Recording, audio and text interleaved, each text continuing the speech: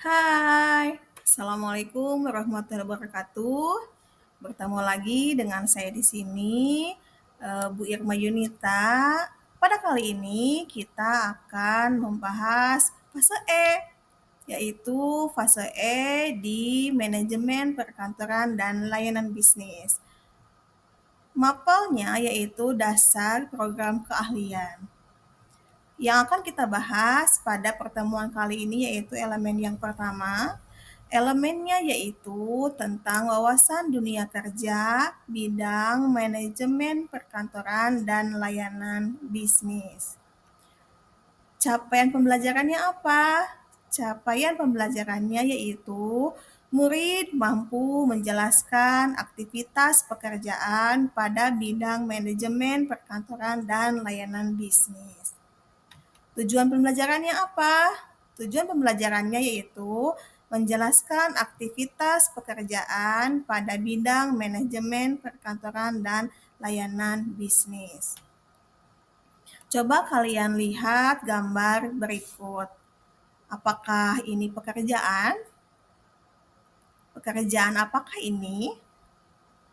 Tugas dari pekerjaan ini apa? Setelah kita lihat gambar tersebut bahwa betul ini adalah sebuah pekerjaan. Pekerjaan apakah ini? Yang ada di gambar yaitu beliau menjadi seorang resepsionis atau tenaga administrasi. Tugasnya apa? Berarti tugas dari resepsionis salah satunya adalah menerima panggilan telepon. Nah, kita akan bahas yang pertama yaitu berbagai jenis profesi dan pekerjaan. Terlihat di gambar yang ada di layar, beliau juga sebagai seorang resepsionis. Kita lihat dulu pengertian dan karakteristik pekerjaan. Pekerjaan diartikan sebagai pencaharian yang dijadikan pokok penghidupan, sesuatu yang dilakukan untuk mencari nafkah.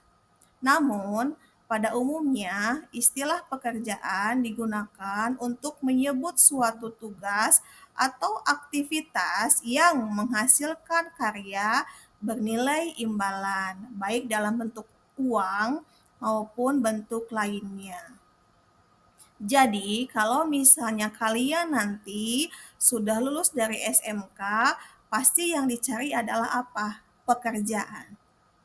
Nah, setelah kita bekerja, pasti ujung-ujungnya adalah untuk menghasilkan sebuah penghasilan. Ya, itu istilahnya atau pengertian dari pekerjaan. Nah, di sini pun gambar yang ada di layar yaitu seorang tenaga kebersihan. Menjadi petugas kebersihan merupakan salah satu contoh pekerjaan. Jadi, mau dia menjadi resepsionis, mau dia menjadi petugas kebersihan, kedua hal tersebut merupakan pekerjaan. Kemudian yang kedua, pengertian karakteristik dan jenis profesi. A. Pengertian profesi. Profesi diartikan sebagai pekerjaan yang dilandasi pendidikan keahlian, keterampilan, kejujuran, dan sebagainya tertentu. Artinya, pekerjaan yang menjadi profesi sifatnya lebih spesifik karena membutuhkan keahlian khusus yang belum tentu bisa dimiliki oleh semua orang. Apa ya kira-kira pekerjaan yang berkaitan dengan profesi? Nah, gambar yang ada di layar adalah seorang arsitek.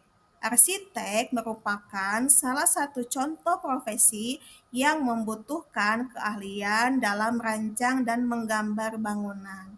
Jadi, dia punya keahlian yaitu menggambar bangunan, mendesain bangunan, jadi dikatakan sebagai sebuah profesi.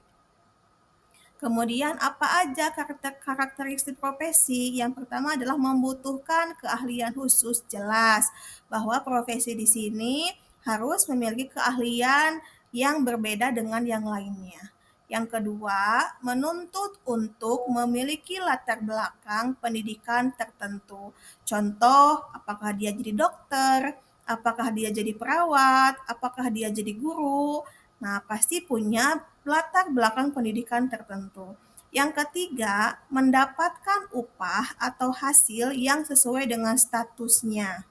Otomatis, profesi satu dengan profesi yang lain itu akan berbeda penghasilannya sesuai dengan jenis pekerjaannya dan juga latar belakang yang dia miliki. Yang keempat, memiliki organisasi yang mewadahi profesinya.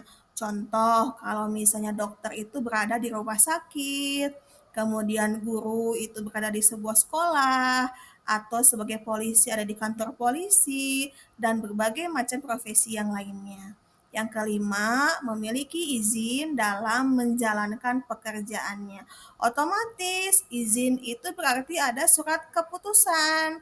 Contoh diangkat oleh pemerintah atau memiliki izin dari pimpinannya begitu.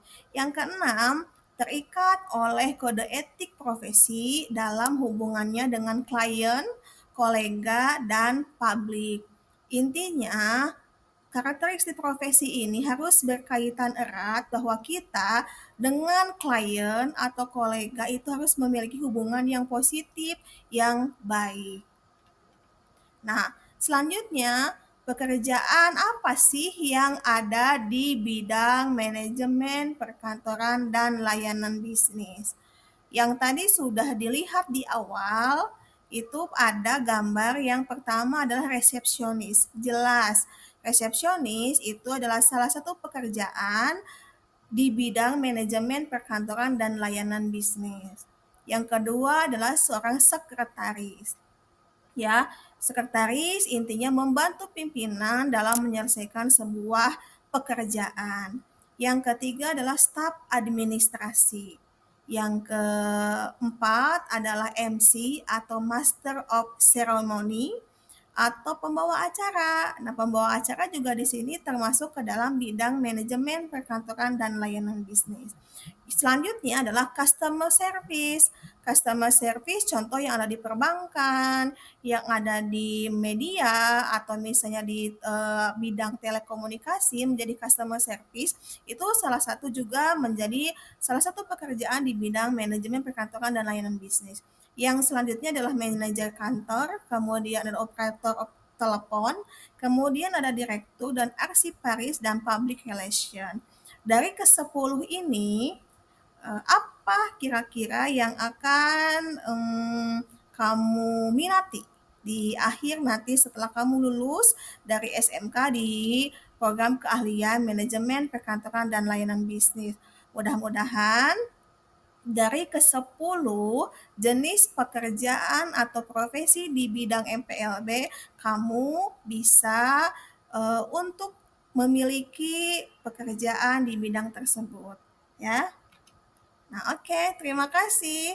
Cukup sekian dari Ibu. Semoga tayangan ini bisa bermanfaat untuk kalian semua. Assalamualaikum warahmatullahi wabarakatuh. Dadah.